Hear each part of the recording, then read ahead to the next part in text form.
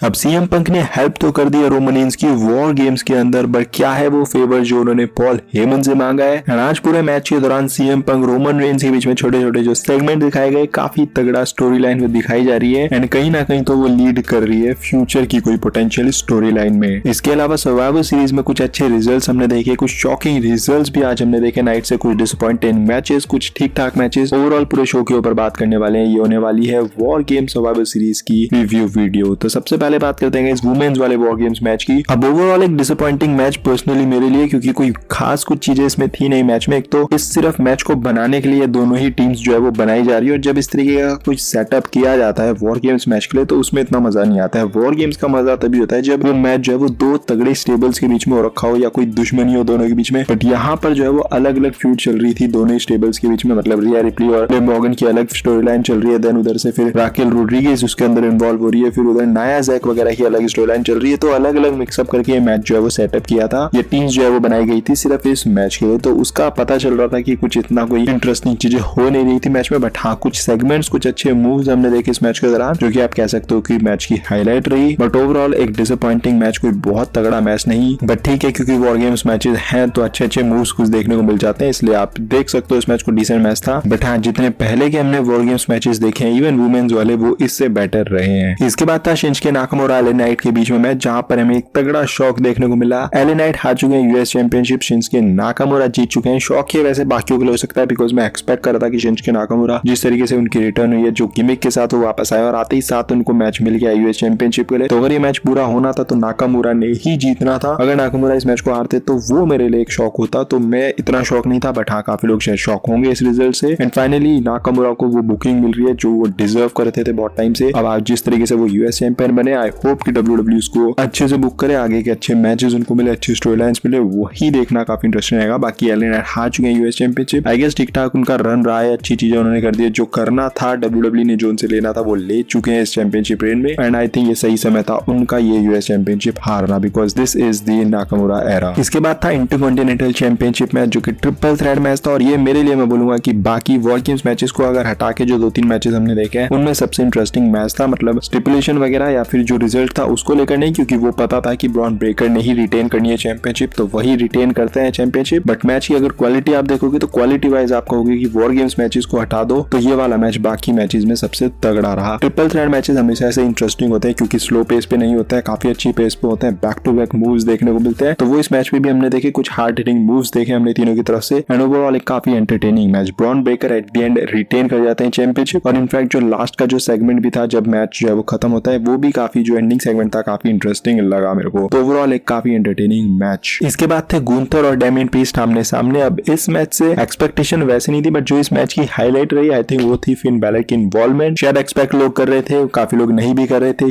Finn Balor का यहाँ पर इंटरप्ट करना, कूडो ग्रोज अपना फिनिशर लगाना डेमियन प्रीस्ट के ऊपर, उसकी वजह से जो है इस मैच का रिजल्ट निकला है। तो क्लीन एक तरह से आप कह सकते हो कि गुंथर ने नहीं हराया, बिकॉज इन्वॉल्वमेंट हो गई किसी की, बट गुंथर ने भी फिन बैलर के ऊपर अटैक करा उसके बाद। तो क्या एक ट्रिपल थ्रेड पोटेंशियल मैच हमें देखने को मिल सकता है फ्यूचर में? मे बी ऐसा हो सकता है कि एक ट्रिपल थ्रेड मैच डब्ल्यूडब्ल्यू बना दे वर्ल्ड हेवीवेट चैंपियनशिप के लिए, तो वैसा भी आपको देखने को मिल सकता है। वो क्या आने वाला समय बताएगा, बट आई थिंक एक अच्छा खासा match, decent match. I guess जो इनका पिछला मैच था वो ज्यादा बेटर था, ये उतना बेटर नहीं था, बट एक फिर भी ठीक ठाक मैच। एंड जिस तरीके से मैच की एंडिंग हुई, फिन बैलर की इन्वॉल्वमेंट वगैरह हुई, इससे दिख रहा है कि भले एक ट्रिपल थ्रेड मैच ना बने फ्यूचर में, बट डेमियन प्रीस्ट और फिन बैलर के बीच में तो अभी भी अनफिनिश्ड बिजनेस है। तो लेट्स सी कहां और किस तरीके से डब्ल्यूडब्ल्यू इस स्टोरी लाइन को ले जाने वाली है। इसके बाद समय था मेन इवेंट का, OG blood line versus the new blood line. मतलब कहने के लिए आप कह सकते हो कि OG versus the new, but हाँ, इसमें इन्वॉल्वमेंट थी Bron Breakker and CM Punk की भी। अब ये मैच लग रहा था कि हाँ भाई मेन इवेंट लेवल का मैच है, क्योंकि यही एक मैच था जिसको देखने के लिए पर्सनली मैं एक्साइटेड था इस पूरी नाइट में। बाकी के मैचेस का पता ही था रिजल्ट क्या होने वाले, बट एक ये मैच था जिसको देखने के लिए एक्साइटमेंट थी। और जैसे ये मैच स्टार्ट होता है भाई, जिस तरीके से वो एंट्रेंसेस वगैरह भी होती है, ओवरऑल वहीं से दिख रहा था कि भाई काफी इंटेंस ये मैच है। मैच की हाईलाइट मेरे लिए पर्सनली रही, इनफैक्ट मैच की हाईलाइट ही नहीं बल्कि पूरी सर्वाइवर सीरीज वॉर गेम्स या पूरा सर्वाइवर सीरीज पेपर रिव्यू का जो सबसे तगड़ी मेरे को जो चीजें लगी है, हाईलाइट जो लगी है, वो लगी है भाई सीएम पंक और रोमन रेंस के बीच में जो भी छोटी मोटी चीजें हमने थ्रू आउट द मैच देखी है, वो आई गेस इस पूरे नाइट के हाईलाइट रही मेरे लिए पर्सनली। जिस तरीके से सीएम पंक बाहर निकलने वाले थे केस से, बट वहां पर रोमन रेंस उनको जाने नहीं देते हैं। उसके बाद फिर सीएम पंक रोमन रेंस को नहीं जाने देते हैं, लास्ट में वो चले जाते हैं अंदर मैच में। एंड उसके बाद फिर जब रोमन रेंस बाकी 3 मेंबर्स को हाथ देते हैं उनको उठाने के लिए, सीएम पंक को वो हाथ नहीं देता, उनको वो उठाते नहीं है, सीएम पंक वहां पर खुद ही उठते हैं। और उसके बाद एक सेगमेंट में हम देखते हैं कि सुनामी मारने वाले होते हैं ब्रॉन्सन रीड रोमन रेंज के ऊपर टॉप केज से, बट वहां पर सीएम पंक उनकी हेल्प करते हैं, यानी कि रोमन रेंज को वहां से बचाते हैं, एस्केप करते हैं, और उसके बाद फिर रोमन रेंज भी उनकी हेल्प करते हैं। देन फिर हैंडशेक वगैरह देखने को मिलता है। तो लास्ट में आप कह सकते हो कि दोनों के बीच में जो टेंशन शुरू में बिल्ड हुई थी वो लास्ट तक जाते जाते जो है वो दोनों ने हैंडशेक वगैरह किया। तो चीजें जो फिलहाल तो नॉर्मल लग रही है, पर जाते जाते सीएम पंक ने पॉल हेमन को वही बात एक बार फिर से याद दिलाई कि जब मुझे फेवर चाहिए होगा तो बस वो फेवर जो है वो मेरे को दे दियो। वो फेवर क्या है, ये तगड़ी स्टोरी लाइन है भाई। क्या चीज है वो काफी एक्साइटिंग चीज है, बिकॉज यहाँ पर कुछ भी हो सकता है, कोई सा भी वो फेवर हो सकता है। अगर चैंपियन होते रोमन रेंज तो पता चलता कि हाँ भाई चैंपियनशिप मैच मांग रहा है, बट यहाँ पर चैंपियन भी नहीं है रोमन रेंज। तो क्या वो फेवर है, क्या वो चाहते हैं पॉल हेमन उनके साथ आ जाए, या फिर वो ये चाहते हैं कि पॉल हेमन रोमन रेंज को धोखा दे, या फिर वो भाई न्यू ब्लड लाइन के ग्रुप में लीडर बनने वाले, क्या वो करेंगे वो देखना आई थिंक काफी ज्यादा इंटरेस्टिंग रहेगा फ्यूचर में। बट फिलहाल ये मैच एंड हुआ, जिस तरीके से मैच की एंडिंग हुई वो काफी इंटरेस्टिंग थी। सभी ने अपने अपने मूव्स जो है वो सोलो सिक्वा को लगाए। तो जिस तरीके से एंड दिखाया, कह सकते हो कि शायद ये ब्लड लाइन वाली स्टोरी लाइन जो है यहाँ पर खत्म हो गई है, मतलब new blood line versus the OG blood line. But शायद कुछ ना कुछ है भी इसमें सेगमेंट्स जो है वो आगे चलकर पता चलेगा। क्या डब्ल्यूडब्ल्यू रोमन रेंज और सीएम पंक की स्टोरी लाइन चलाने वाली है आगे? वो जो पॉल हेमन से बोला सीएम पंक ने भाई फेवर मेरे को चाहिए, क्या उस चीज को आगे डब्ल्यूडब्ल्यू अभी ड्रैग करेगी या फिर वो फ्यूचर में करेगी आगे चलकर, वो देखना इंटरेस्टिंग रहेगा। और क्या सोलो सिक्वा का यहाँ से रिवर्सल आएगा, क्या उनकी तरफ से रिवर्ट आएगा, वो भी देखना इंटरेस्टिंग रहेगा। ओवरऑल